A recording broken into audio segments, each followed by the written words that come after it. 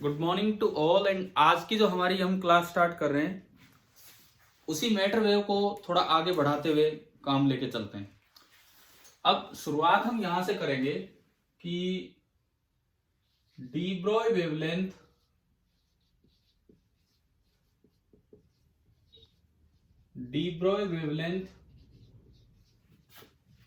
Of an electron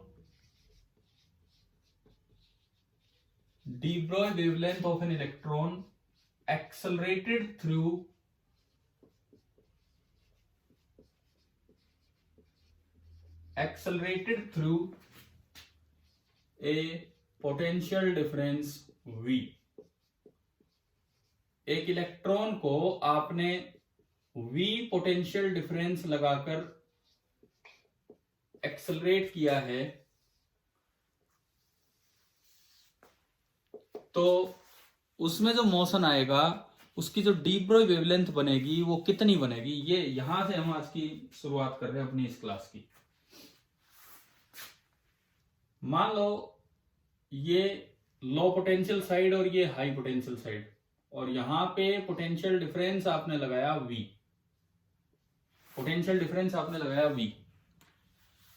और मैं यहां से एक इलेक्ट्रॉन को रिलीज करूं, रिलीज फ्रॉम रेस्ट से मैंने इसको रिलीज किया। तो एक बार यूं बताओ, इलेक्ट्रिक फील्ड किधर होगा, माइनस से प्लस की तरफ की प्लस से माइनस की तरफ?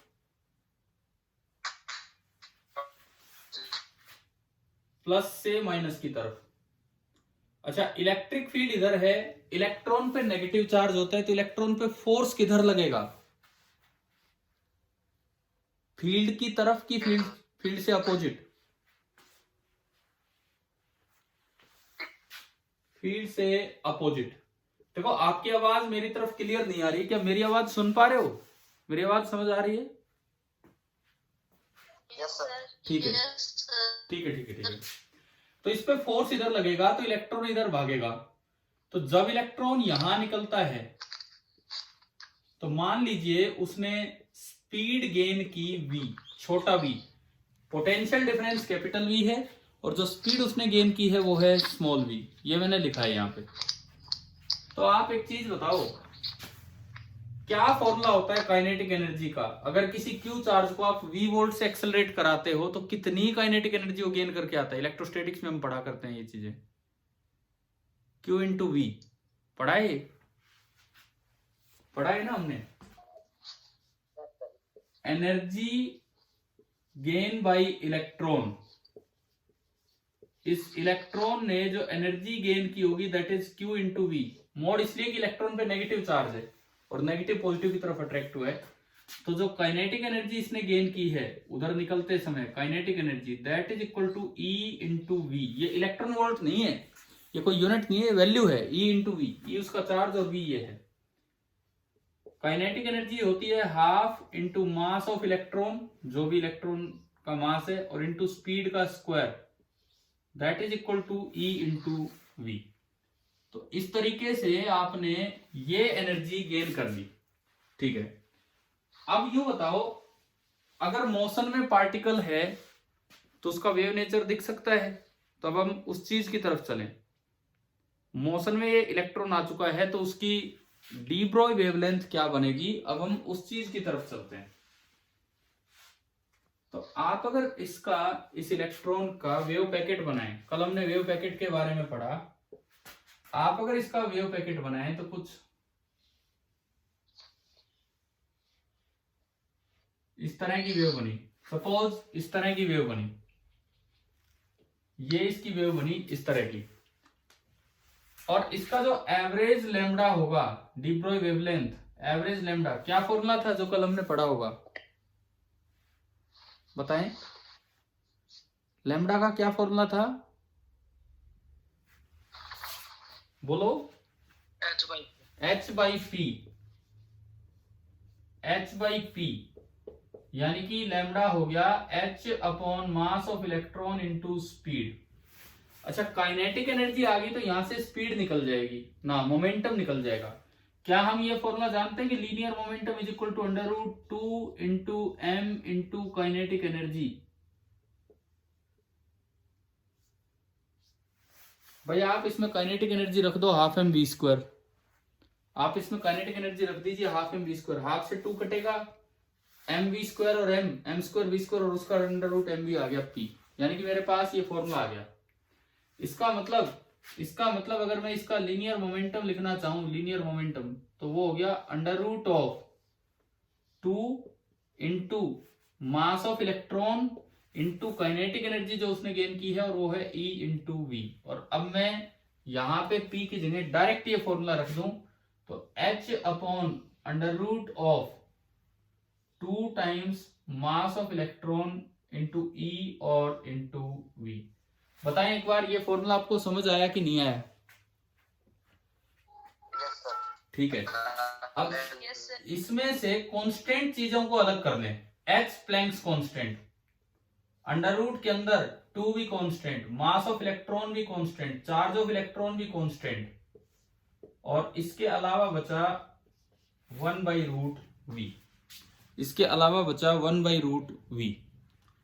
अब अगर मैं इस कांस्टेंट की वैल्यू रखता हूं, इस कांस्टेंट की वैल्यू, सारी वैल्यूज पुट करके, और इसको जब सिंप्लीफाई करेंगे तो ये यूनिट मीटर की बजाय हम नैनोमीटर या एंगस्ट्रॉम में लेके चलेंगे।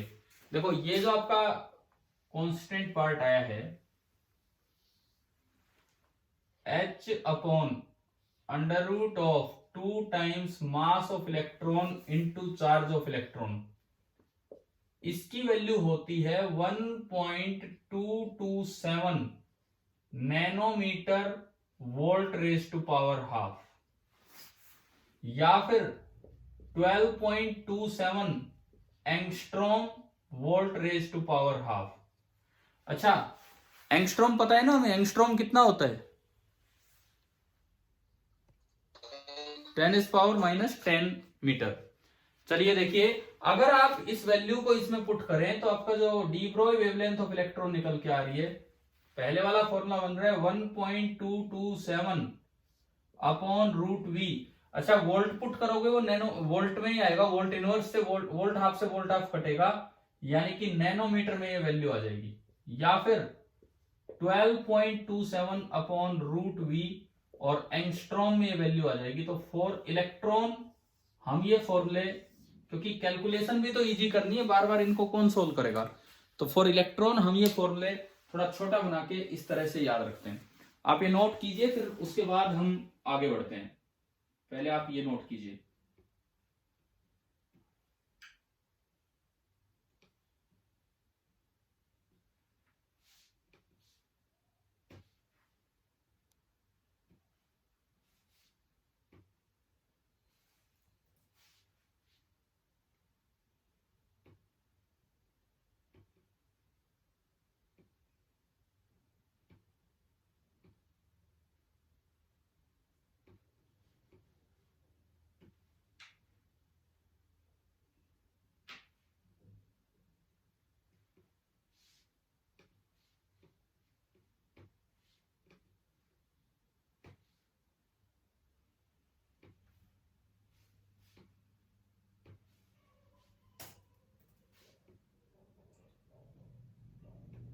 मैं एक बार पार्टिसिपेंट्स पे अगर नजर डालूं तो आज इसमें 17 टोटल पार्टिसिपेंट्स है, 2 मेरे ज्वाइनिंग हटा दो तो 15 ये बच्चे हैं, 2-3 ऑफलाइन आते हैं, 18, 2-3 और रह गए। चलो कोई नहीं, अगर आपको सही अच्छा समझ में आ रहा है तो आप लोग जरूर रोज ज्वाइन करें, और जो नहीं कर रहे हैं वो भी करेंगे, है ना। आपके थ्रू ये मैसेज जाना चाहिए भाई अपने साथियों में कि अच्छे से क्लासेस चल रही हैं, आपके थ्रू ये मैसेज जाना चाहिए, ताकि जो नहीं भी आ रहा है वो भी आए। चलो अब एक क्वेश्चन लेके ना इसको यूज करते हैं, ये जो फॉर्मूला आया है इलेक्ट्रॉन वाला, इसको यूज करते हैं। शायद आपके एनसीईआरटी का ही ये सोल्ड एग्जांपल रहेगा जो मैं अभी ले रहा हूं।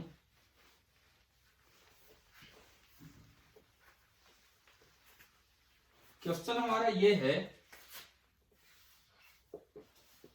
An electron is accelerated, an electron is accelerated by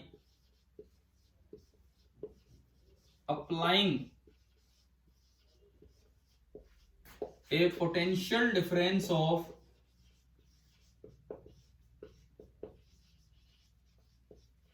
an electron is accelerated by applying a potential difference of 100 volt 100 volt का पोटेंशियल डिफरेंस लगा के इलेक्ट्रॉन को एक्सेलरेट किया गया है. Find its D Broglie wavelength. Find its D Broglie wavelength इन angstrom.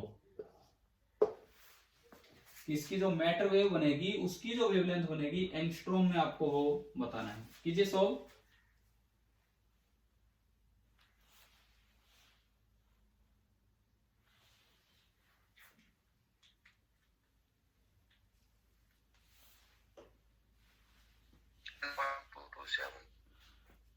हाँ, direct formula है हमारे पास.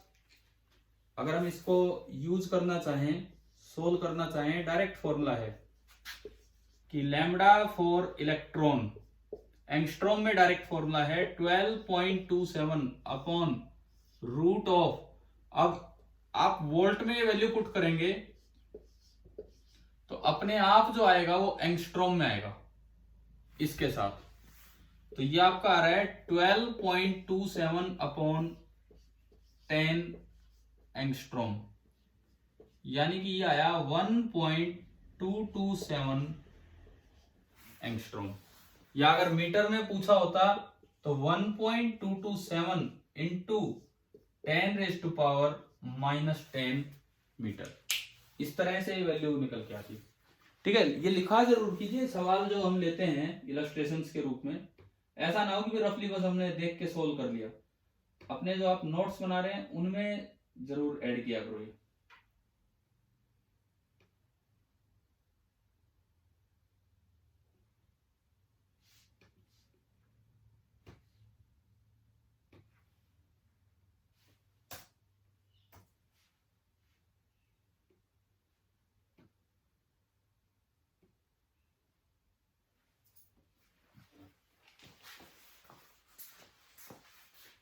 चले भाई आगे बढ़े, मिटा दें इसको. तो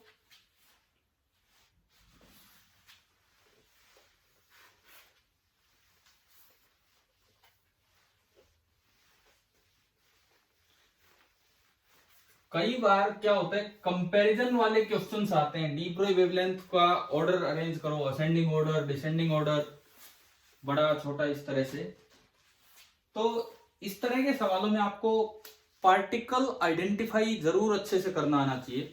तो अगले क्वेश्चन में जो हमारा मेन टारगेट है that is identification of particle, कि भाई उसका चार्ज, मास आप आइडेंटिफाई कर पाए, आप उस पार्टिकल को अच्छे से रिकॉग्नाइज कर पाए, तो आप ये सवाल कर पाएंगे. जैसे मान लो एक क्वेश्चन हम बना के चलें. 3 पार्टिकल्स,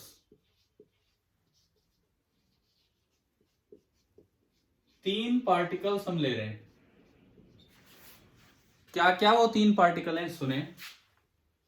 मान लो एक है प्रोटॉन, एक है ड्यूट्रॉन, एक है अल्फा पार्टिकल. ये 3 पार्टिकल आपने लिए, proton, deuteron and alpha particle. They are accelerated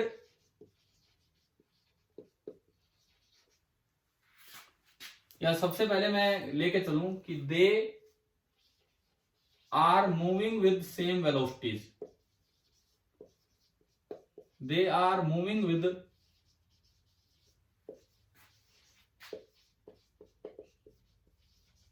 same velocities. तीनों के तीनों पार्टिकल सेम वेलोसिटी से चल रहे हैं. Find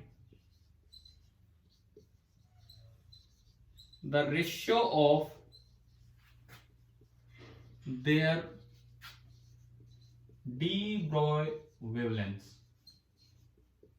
find the ratio of their D Broglie wavelength. ये है, 3 पार्टिकल आपको दिए हैं, एक प्रोटॉन, एक न्यूट्रॉन और एक अल्फा पार्टिकल, और कहा है कि तीनों सेम वेलोसिटी से चल रहे हैं, तो आपको उनकी डी ब्रॉय वेवलेंथ का रेशियो निकालना है। आप बताओ, आप इन पार्टिकल्स को पहचानते हैं कि नहीं, कि ये कौन से पार्टिकल हैं, क्या है क्या नहीं है। मींस पहचानने का मतलब इनके चार्ज मास आपको पता है कि नहीं। देखो मैं शुरुआत करवाता हूं सॉल्यूशन। आप सबसे पहले ना अपने पार्टिकल लिखो। आपका जो पार्टिकल है, पहला पार्टिकल क्वेश्चन में दिया प्रोटॉन, दूसरा पार्टिकल क्वेश्चन में दिया ड्यूट्रॉन, एंड तीसरा पार्टिकल क्वेश्चन में दिया अल्फा पार्टिकल। एक बार बताओ ये क्या है, अल्फा पार्टिकल क्या होता है बताओ। अल्फा पार्टिकल, अल्फा पार्टिकल क्या होता है। अल्फा पार्टिकल आपका होता है न्यूक्लियस ऑफ हीलियम 24 एटम। ये होता है alpha particle, nucleus of helium 24 atom. Deuteron होता है न्यूक्लियस ऑफ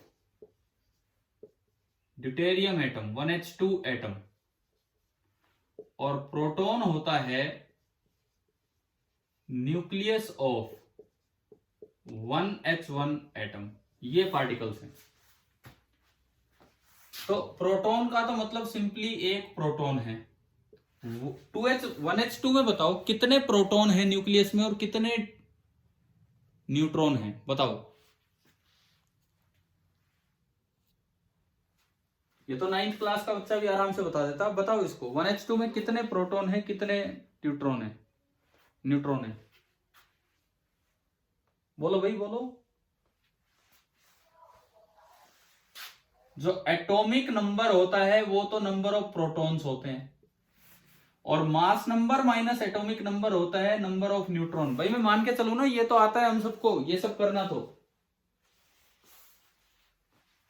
यस सर। तो इसमें बताओ फिर कितने प्रोटॉन कितने न्यूट्रॉन,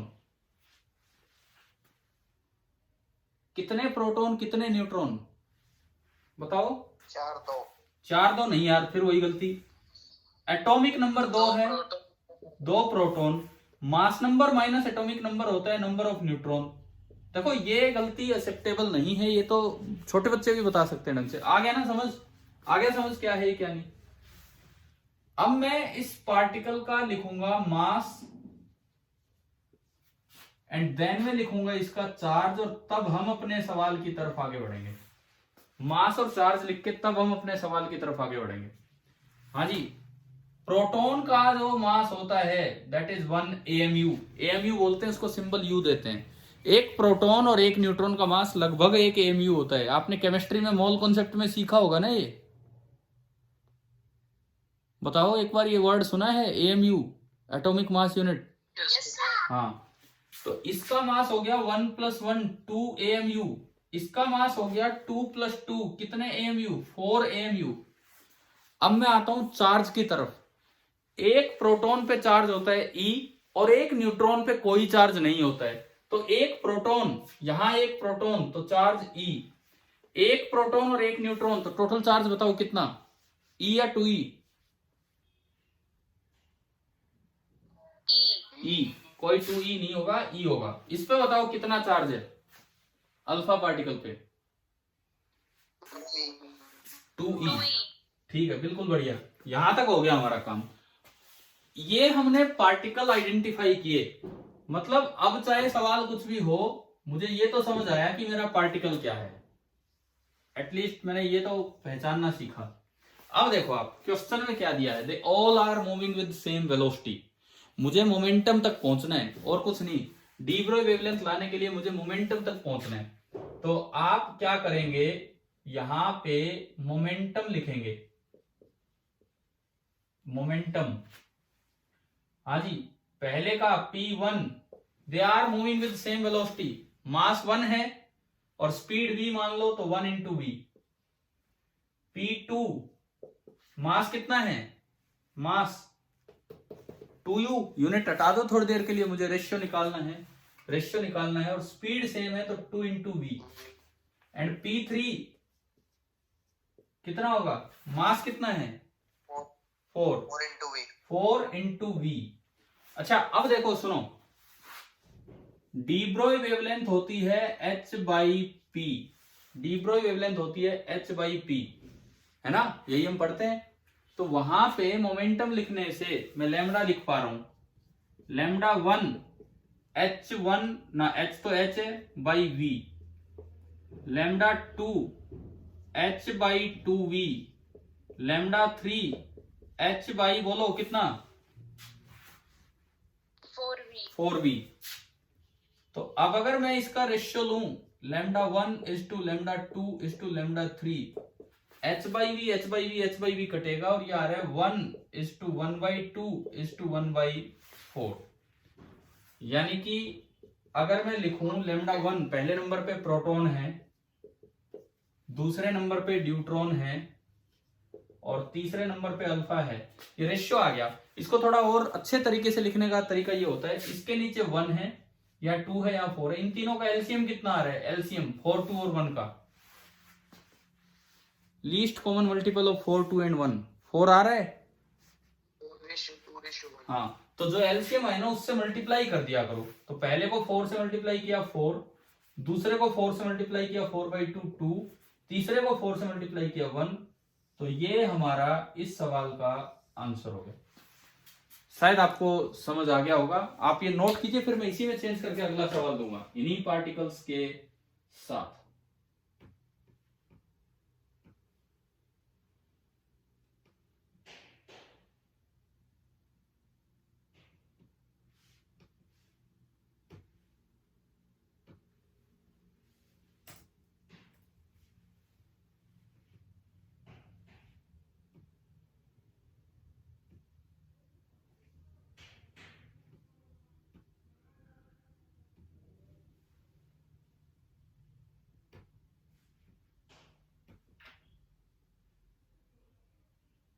एक बहुत अच्छी बात है कि सारे पार्टिसिपेंट्स मेंटेन हैं।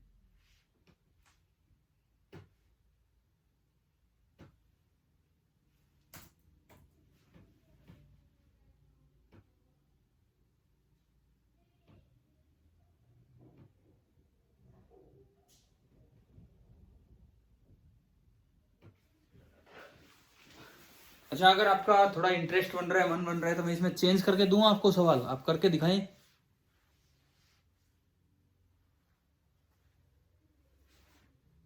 हो गया क्या, नोट हो गया? ठीक है, तो अगला सवाल सुनो।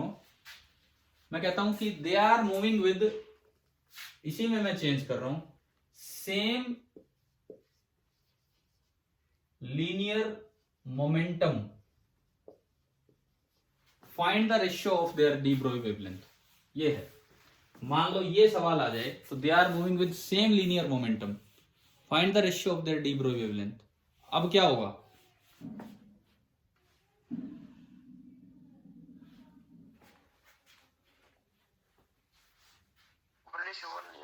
हाँ बिल्कुल आएगा, नहीं क्यों आएगा, बिल्कुल आएगा। P1 भी P है, P2 भी P है, P, अब तो पार्टिकल को ही आइडेंटिफाई करने की जरूरत नहीं है, डायरेक्ट हो रहा है। तो लैम्डा बराबर h1, पहले का भी यही, दूसरे का भी यही, तीसरे का भी यही।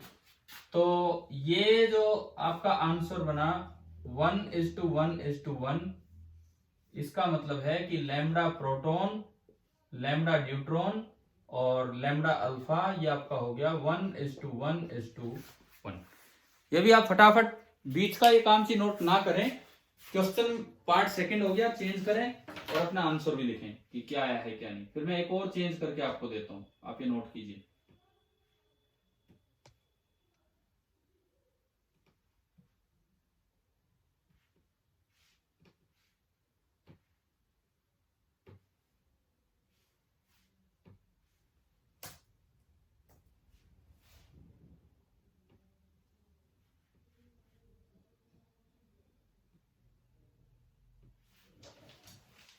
करें, अगला बदलाव करते हैं। मैं बीच में स्क्रीनशॉट लेता हूं आपके इसके, और कुछ नहीं। दे आर मूविंग विद, अगला सवाल हम ले रहे हैं सेम काइनेटिक एनर्जी।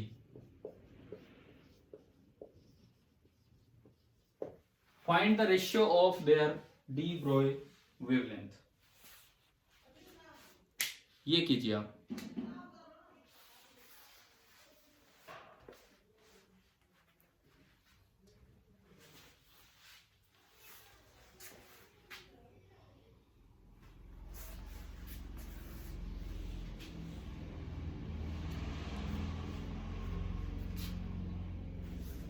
अच्छा, इस बार क्या फॉर्मूला लगाएंगे पी लिखने के लिए?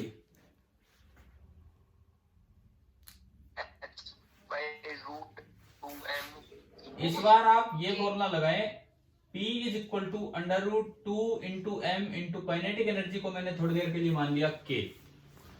काइनेटिक एनर्जी को मैं K मान के चल रहा हूं क्योंकि तीनों की काइनेटिक एनर्जी हमें सेम दी गई है। तो P1 √2, मास 1 है, यूनिट हटाओ K। P2 √2, मास 2 है, यूनिट हटाओ और ये K। एंड यहां अंडर रूट के अंदर √2 इंटू एम, मास इस बार है 4 और ये K। अल्टीमेटली आपने मोमेंटम फिर से लिखा है ना, फिर ये फॉर्मूला लगाया λ1 h1 by h by √2K, h by √2K, λ2 h by under root के अंदर बन रहा है 4K, λ3 h by under root के अंदर बन रहा है 8K। तो आप जब ये रेशियो लेंगे K वगैरह भी कट जाएगा, रूट से रूट मत काट देना भाई, रूट तो बचा रहेगा। 1/√2, 1/√4, √4 कितना होता है? √4 1/2, एंड 1/√8, √8 कितना होता है? 1/2√2। अब आप क्या करेंगे, एलसीएम 2√2 दिख रहा है, 2√2 दिख रहा है, तो 2√2 से आप मल्टीप्लाई कर दीजिए। पहले को 2√2 से मल्टीप्लाई किया तो 2, दूसरे को 2√2 से मल्टीप्लाई किया तो √2, और तीसरा आ गया 1। देखो जरा जरा सा चेंज करते ही सवाल का आंसर चेंज हो रहा है। तो ये आपका इसी कड़ी में तीसरा क्वेश्चन हो गया। ठीक है, नोट जरूर करें ध्यान से, अच्छे से। तीसरा क्वेश्चन अपना नोट कीजिए।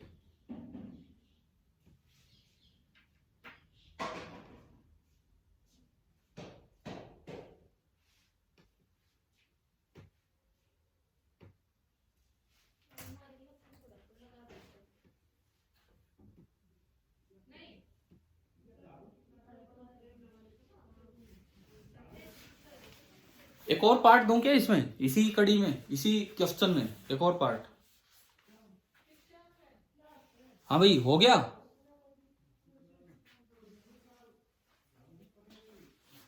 मिटाऊं अगर ये हो गया हो तो? हो गया सर। ठीक है, तो आखिरी पार्ट आज का हो जाएगा। ये आखिरी कुछ मिनट्स चल रही है तो ये पार्ट भी हो जाएगा। ये 3 पार्टिकल, दे आर accelerated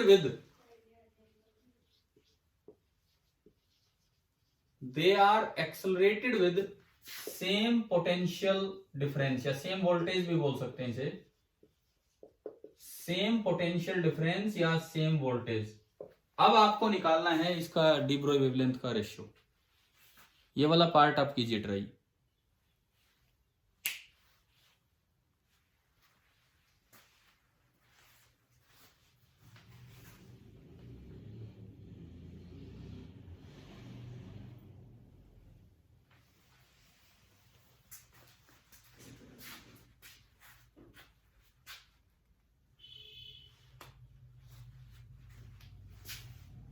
इस बार जो फॉर्मूला लगेगा मोमेंटम √2mK, और K को आप लिख देंगे Q इंटू V। √2mK और K को आप लिख देंगे चार्ज इंटू पोटेंशियल डिफरेंस, और बोला है सेम पोटेंशियल डिफरेंस लगाया तो वो हमने V मान लिया। तो पहले केस में देखो P1, एक बार बताओ मुझे, ये फॉर्मूला समझ आ गया आपको? क्या बनाया हमने ऊपर? क्लियर है ना सभी को? मास 1 QE और पोटेंशियल डिफरेंस v। नेक्स्ट में मास 2 q e and potential difference v। Next में मास 4 और काइनेटिक एनर्जी की जगह q आपका 2e और पोटेंशियल डिफरेंस आपका v। ये हमने फिर से अपने मोमेंटम लिख लिए। किसी का आंसर आ गया हो तो बताओ, फिर हम करते हैं इसको आगे बढ़ाते हैं। लास्ट वाला सुनाइए सर जो पहले लिखा। क्या क्या कह रहे हो? लास्ट टाइम में सुना था 2:1 वही आएगा। सेम आएगा, देखते हैं, देख लेते हैं। लैम्डा h बाई पी, तो lambda 1 h upon 2ev, lambda 2 h upon p2 4ev,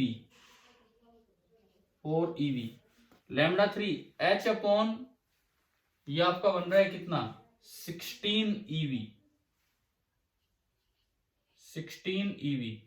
h upon root ev सबसे कट जाना है, तो पहले में बचेगा 1/√2, दूसरे में 1/√4 दैट इज 2, तीसरे में 1/√16 ना, सेम तो नहीं आ रहा यार,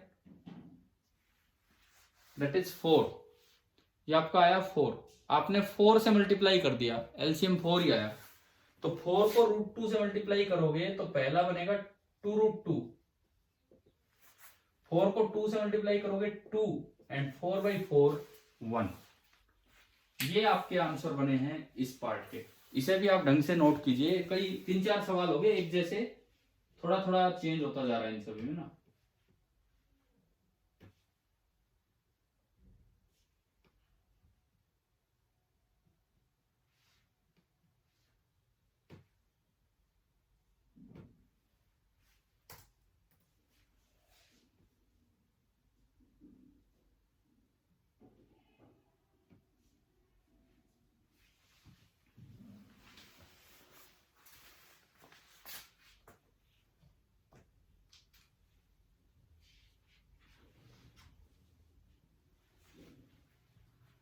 चले भाई मिटा दो इसको, आ गया होगा ये समझ में कैसा कंपैरिजन होता है। Yes sir. ठीक है, एक आज का फिनिशिंग क्वेश्चन लेते हैं। आप ईएम वेव चैप्टर पढ़ के आते हैं, पीछे आपने पढ़ा इलेक्ट्रोमैग्नेटिक वेव। क्या मैटर वेव्स इलेक्ट्रोमैग्नेटिक वेव हैं कि नहीं? क्वेश्चन ये है, आर द मैटर वेव्स, ये जो डी ब्रोई वेव्स आपकी चल रही हैं, are the matter waves electromagnetic in nature or not?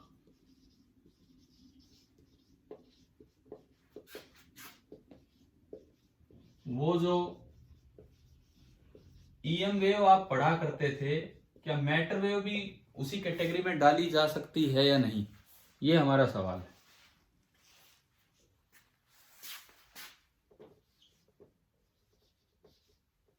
Answer सुनो, बताओ पहले आप, यस और नो, चाहे तुक्का ही लगाओ चाहे कुछ भी, यस और नो, जो आपका मन करे इसमें। यस, क्योंकि हमने पढ़ा हर तरह की वेव ईएम वेव होती है, उसमें रेडियो वेव आती है, उसमें माइक्रोवेव आती है, उसमें इंफ्रारेड आती है, विजिबल आती है, अल्ट्रावायलेट आती है, एक्सरे आती है, गामा रे आती है, लेकिन मैटर वेव का तो कहीं नाम नहीं आया उसमें। या मैटर वेव उनमें से ही किसी पार्ट में होती है, कोई सी भी बन सकती है मैटर वेव।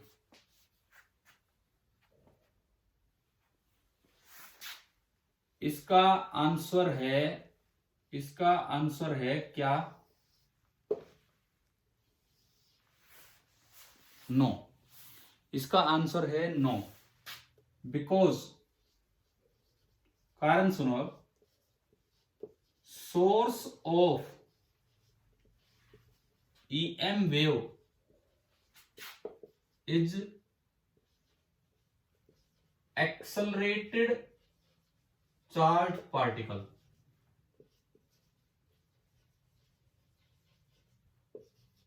ईएम वेव का सोर्स होता है accelerated charge particle, but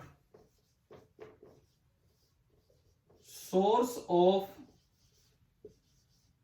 matter wave source of matter wave is just a moving particle। ना तो कोई एक्सेलरेशन की कहीं बात की जाती है कि पार्टिकल में एक्सेलरेशन हो, ना कोई चार्ज ही होना जरूरी है। इवन न्यूट्रॉन भी भाग रहा होगा तो उसकी मैटर वेव बनेगी। तो इसलिए हम मैटर वेव को ईएम वेव की कैटेगरी में नहीं डाल सकते, क्योंकि उसका अलग सोर्स, उसमें अलग कंडीशन है। आपने ईएम वेव चैप्टर में पढ़ी होंगी ये कंडीशन कि एक्सेलरेशन हो और चार्ज हो तब ईएम वेव जनरेट होती है, जबकि यहाँ तो ना तो चार्ज की रिक्वायरमेंट है और ना ही एक्सेलरेशन की रिक्वायरमेंट है। तो इसलिए ये मैटर वेव नहीं है, ना सॉरी ईएम वेव नहीं है ये वाली मैटर वेव।